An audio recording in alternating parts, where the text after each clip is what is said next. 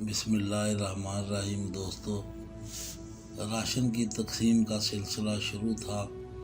एक पुराना मकान पे नज़र पड़ी, उसका दरवाज़ा खटखटाना चाहा ही था कि साथ में आए मोहल्ले के एक फ़र्द ने मना कर दिया। पूछने पर कहने लगा, साहब रहने दें, ये एक फाहिशा औरत का घर है, इसको बहुत जगह से राशन आता रहता है। ये बात सुनकर मुझे यकीन हुआ कि मोहल्ले में से किसी ने भी इसको राशन फराहम नहीं किया होगा। जैसे तैसे भी मैंने उसके बहस करके दरवाजे पर दस्तखत दी। अंदर से धीमी सी आवाज़ आई, कौन है? मैंने बताया कि राशन सप्लाई कर रहे हैं, आप लेना पसंद करेंगी? तो इंतहाई गमगीन सी आवाज़ आई कि आप वापस चले जाएं, पहले ही इस मोहल्ले में लोग हमें जीने नहीं देते, हम गुजारा कर लेंगे। आप मेहरबानी करके आप मोहल्ले के शुरफा में तकसीम कर दें। इसके लहजे में मायूस होने की कैफियत को महसूस करके मैंने बज़िद होकर कहा, आप मुझे अपना भाई समझे और मोहल्लेदारों की फ़िक्र ना करें। बहुत असरार करने के बाद उस औरत ने अपनी बैठक का दरवाज़ा खोला और हमने राशन और आटे का थैला वगैरह उसके घर रख दिया।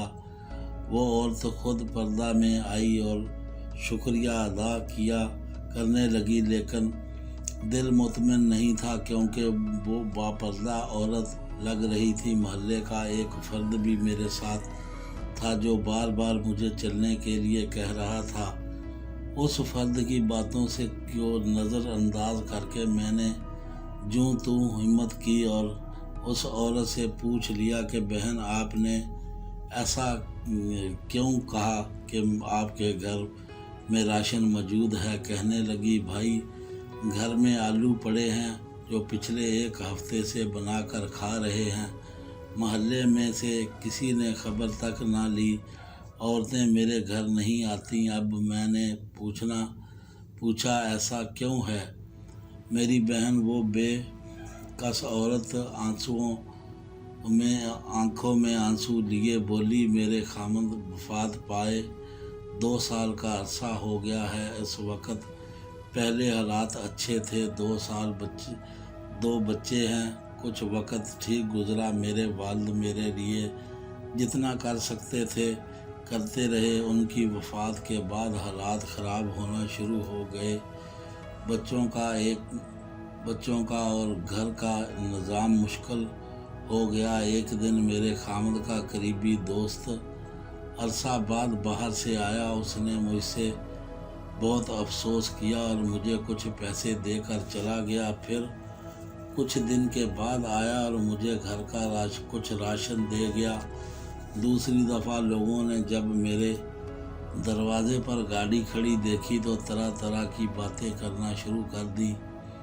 फिर जब वो वापस बैरूने मुल्क लौटने लगा तो जाते हुए मेरे घर आया और कहा, बहन ये मेरा नंबर है, आपको किसी भी चीज़ की ज़रूरत हो तो अपने भाई से कहना, किसी मोहल्लेदार से मांगने की ज़रूरत नहीं। जब वो बाहर निकला तो मोहल्ले के लोगों ने उसे पकड़कर मारना शुरू कर दिया कि तुमने हमारे मोहल्ले में गंद मचाया हुआ है।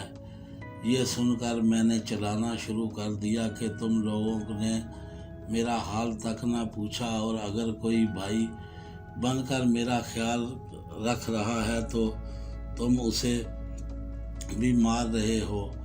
शर्म से मेरी जान निकली जा रही थी कि इतनी हमदर्दी का ये सिला मिला उसे। वो भाई उनको समझाता रहा कि ये मेरी बहन जैसी है, लेकिन मोहल्ले के लोगों को जैसे एक तमाशा मिला लगाने को। खैर वो जान छुड़ाकर वहाँ से चला गया। कुछ अरसा तक मुझे अगर कभी ज़रूरत होती तो मैं कॉल कर देती शर्मसार होकर उनको, और वो मुझे बैंक में पैसे हस्बे ज़रूरत भेज देते। पिछले 2 माह से उनका ان کو کال نہیں کی اور پھر یہ کرونا وائرس کا مسئلہ ہو گیا تو سنا ہے اب بھائی کے ملک کے حالات زیادہ خراب ہیں۔ دوبارہ میری ہمت نہ ہوئی کبھی ان کو کال کرنے کی۔ اب بیوہ سمجھ کر اگر کوئی میری مدد کرنا بھی چاہے تو محلے والے مجھے غلیظ نظروں سے دیکھتے ہیں، اور محلے میں اتنے شرفا ہیں کہ ہر کوئی باہر گزرتے ہوئے میرے دروازے پر جھانک کر جاتا ہے، باہر جاتے ہوئے مجھے گھورتے ہوئے جاتے ہیں، اپنی عورتوں کو میرے گھر نہیں آنے دیتے۔ یہ وائرس کا تو بہانہ رکھا ہے اللہ نے ہمیں راشن بھیجنے کا، ورنہ ضرورت کا سامان تو بالکل ختم ہونے کو ہے۔ کچھ دنوں سے اس بھائی کو کال ملا رہی ہوں، سوچا لیکن ضمیر نے گوارا نہ کیا۔ سوچا پتہ نہیں اس کے اپنے حالات کیسے ہوں گے۔ میرے بچوں کو بھی اب محسوس ہونا شروع ہو گیا ہے کہ محلے میں ہماری ماں کو لوگ کس نظروں سے دیکھتے ہیں۔ ہمارے نبی صلی اللہ علیہ وآلہ وسلم تو دشمنوں کی بیٹیوں کے سروں پر چادر رکھا کرتے تھے۔ یہ کہاں کے دیندار لوگ ہیں کہ اگر کوئی میری گھر مدد کو آتا ہے تو اس کو اس قدر مشکوک نظروں سے دیکھتے ہیں کہ لوگوں نے ڈر کے مارے مجھے زکوٰۃ دینا تک چھوڑ دی۔ یہ باتیں کرتے کرتے اس کا دوپٹہ آنسوؤں سے بھیگ گیا۔ جو میرے ساتھ آدمی بیٹھا تھا وہ شرم سے پانی پانی ہو رہا تھا۔ مجھے پتہ ہی نہیں لگا کہ میری آنکھوں سے آنسوؤں کی جھڑی لگی ہوئی تھی۔ ہم نے راشن کے ساتھ کچھ نقد بھی اپنی طرف سے ادا کر دی۔ جو شخص میرے ساتھ تھا وہ باہر نکل کر کچھ بولنے والا تھا کہ مجھ سے رہا نہ گیا، اور اس کو بولنے سے پہلے ہی شروع ہو گیا کہ بروز قیامت تم لوگوں کو اس راشن کو اللہ کیسے قبول کرے گا، جب کہ تمہیں محلے میں رہنے والے ان لوگوں کی خبر نہیں جو کسی کے دروازے پہ نہیں جاتے۔ کوئی کیسا یہ اللہ اور اس کے درمیان کا معاملہ ہے۔ آنکھوں دیکھا بھی بعض دفعہ سچ نہیں ہوتا۔ اس کی خاموشی اور نم آنکھوں نے کچھ نہ بولا۔ 4-5 دن کے بعد اس کے محلے میں سے اچھا خاصی رقم اکٹھی کر کے اس عورت کے گھر پہنچا دی۔ بے شک اللہ ہی جانتا ہے کہ سب کے دلوں کا حال۔ ہم کریکٹر کو چھوڑ کر یہ تک سوچ کر کچھ نہیں کر دیتے کہ یہ وہابی ہے، یہ سنی ہے، یہ شیعہ ہے۔ خدارا یہ سوچنا بند کر دیں کہ فلاں ضرورت مند ہے یا نہیں۔ اللہ تعالی ہمیں دیتے وقت یہ نہیں سوچتا کہ یہ ضرورت مند ہے یا نہیں، تو ہم کون ہوتے ہیں کہ یہ فرق کرنے والے کہ ہم اپنی بہترین کوشش کر کے تلاش کر کے ضرورت مندوں کو دیں، اور اگر کسی نے دھوکے سے سامان لیا تو اللہ اور اس کا معاملہ ہے۔ آپ کی نیت پر کوئی شک نہیں، اور آپ کو پورا ثواب ملے گا۔